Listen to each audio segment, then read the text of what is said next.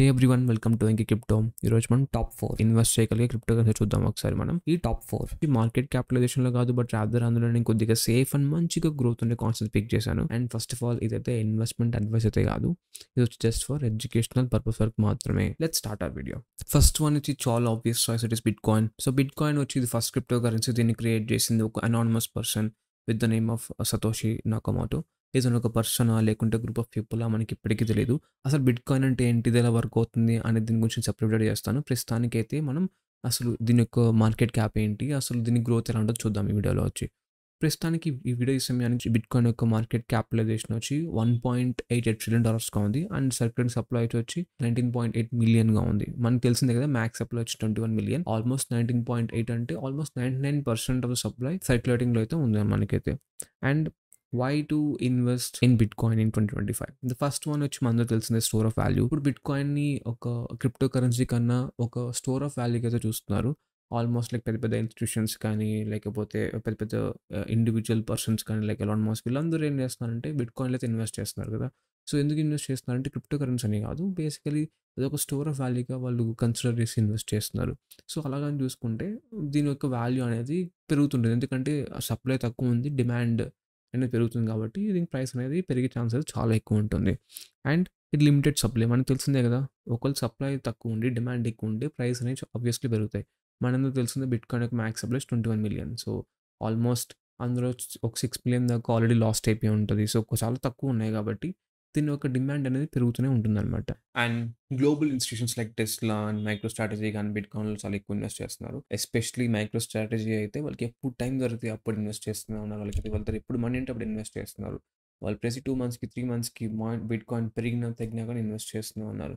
And for example ఒకవేళ కానీ Trump కానీ బిట్కాయిన్ రిజర్వ్ కానీ తీసుకొస్తే అండ్ అది కానీ ఒక లీగల్ చేస్తే, ఇప్పుడు చాలామంది ఎందుకు ఇన్వెస్ట్ చేయట్లేదు బిట్కాయిన్లో అయితే, అది లీగల్ ఇల్లీగల్ తెలియక చేయట్లేదు. ఒకవేళ ట్రంపే కానీ తీసుకొస్తే, అది లీగల్ అని తీసుకొస్తే ఆబ్వియస్లీ ప్రతి ఒక్కరు ఇన్వెస్ట్ చేయడం స్టార్ట్ చేస్తారు. ఆల్రెడీ సప్లై అనేది ఫిక్స్డ్. అండ్ ఒకవేళ డిమాండ్ పెరిగితే ఏమవుతుంది, ఆటోమేటిక్గా ప్రైజెస్ అనేవి పెరిగిపోతాయి కదా.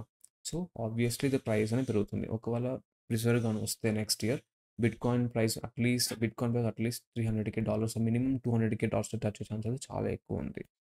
Hey everyone, this is Manky. If you're liking our videos, please do like, share and subscribe. ఇది మన ఛానల్ గ్రోవడానికి చాలా బాగా హెల్ప్ అవుతుంది. Thank you so much. Thank you. And so mostly ఇదనమాట. And the second one is Ethereum. మనందరూ తెలిసిందే bitcoin తర్వాత most popular crypto currency ఏదైనా ఉందంటే అది ఎథీరియమే.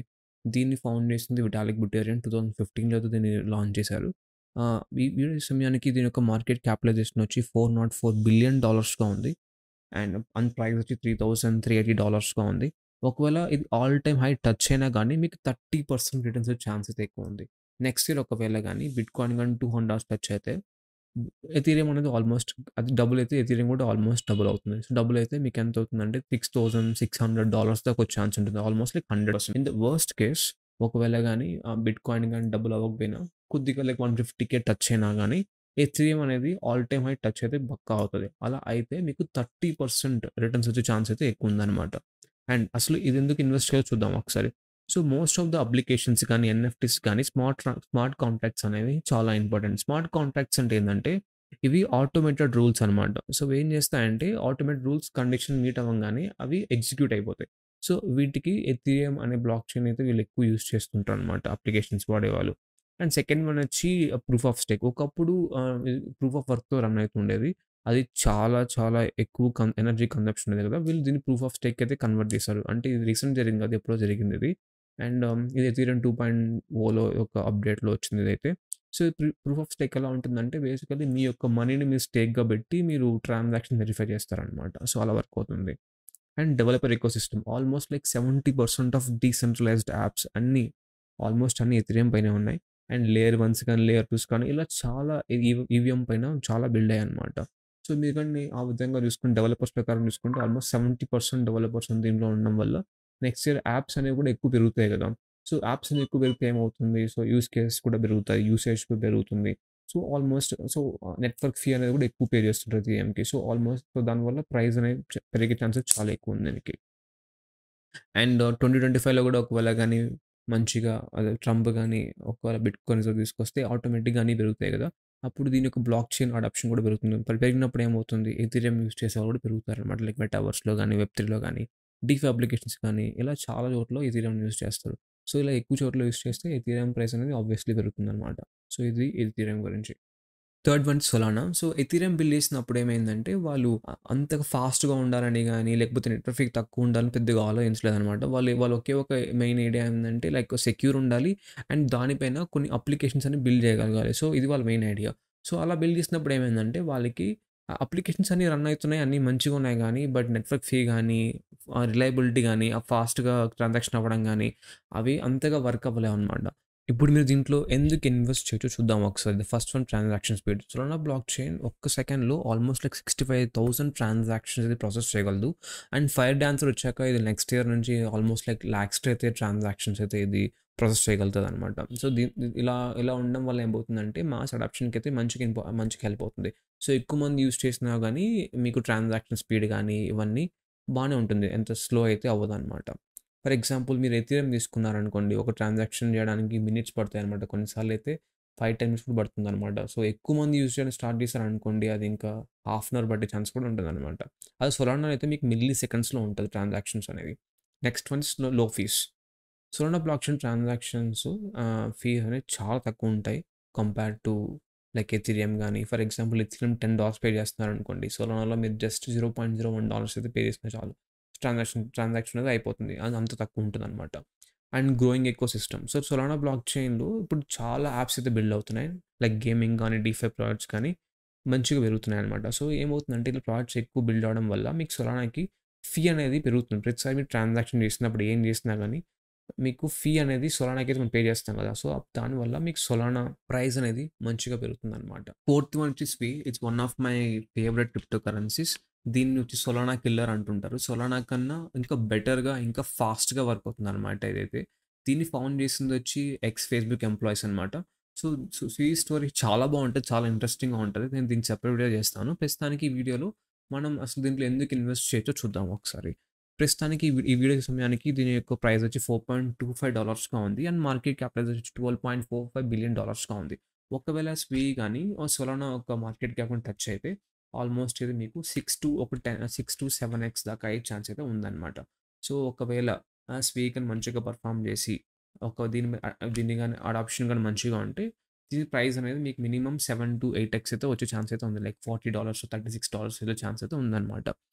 సో, స్విగ్‌లో ఎందుకు ఇన్వెస్ట్ చేయాలి? అసలు ఎందుకు పెరుగుతుందని చాలా రీజన్స్ అయితే ఉన్నాయి. బట్ కానీ నాకైతే 3 రీజన్స్ అయితే ఎక్కువ బాగా కనబడుతుంది. ద ఫస్ట్ వన్ వచ్చి గేమింగ్. సో, వీళ్ళు వాళ్ళు చాలా ఎక్కువగా గేమింగ్ మీద అయితే ఫోకస్ చేస్తున్నారు. ఒకవేళ అడగని హిట్ అయిందనుకోండి, యూజర్ బేస్ అనేది పెరుగుతుంది. యూజర్ బేస్ పెరిగితే ఏమవుతుంది? ట్రాన్సాక్షన్ అనేది పెరుగుతుంది. ట్రాన్సాక్షన్ పెరిగితే ఏమవుతుంది? ఫీస్ అనేది వస్తుంది కదా! సో, దానివల్ల మీకు ప్రైస్ అనేది చాలా ఎక్కువ పెరుగుతుందనమాట. అదొచ్చి ఫస్ట్. సెకండ్ వన్ వచ్చి యూజర్ ఎక్స్‌పీరియన్స్.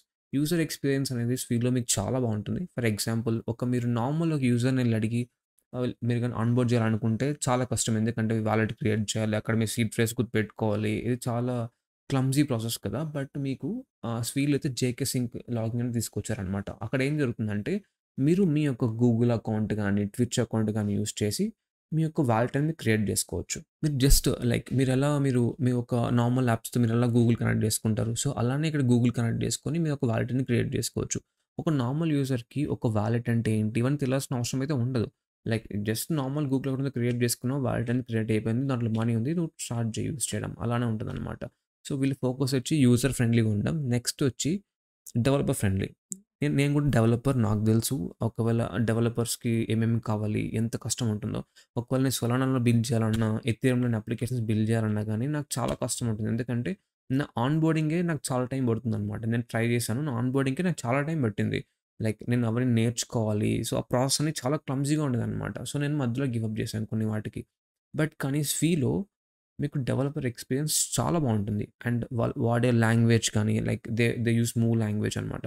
అది చాలా యూజర్ ఫ్రెండ్లీ. మీకు జావా స్క్రిప్ట్ వస్తే మీరు ఈజీగా స్టార్ట్ చేసేయచ్చు దాన్ని యూజ్ చేయడం గానీ, బిల్డ్ చేయడం గానీ, మీకు చాలా యూజర్ ఫ్రెండ్లీ ఉంటుంది. సో, దీనివల్ల ఏమవుతుందంటే డెవలపర్స్ అనేవాళ్ళు చాలా ఎక్కువ మంది పెరుగుతారు. డెవలపర్స్ పెరిగితే ఏమవుతుంది? అప్లికేషన్స్‌ని ఎక్కువ బిల్డ్ చేస్తారు.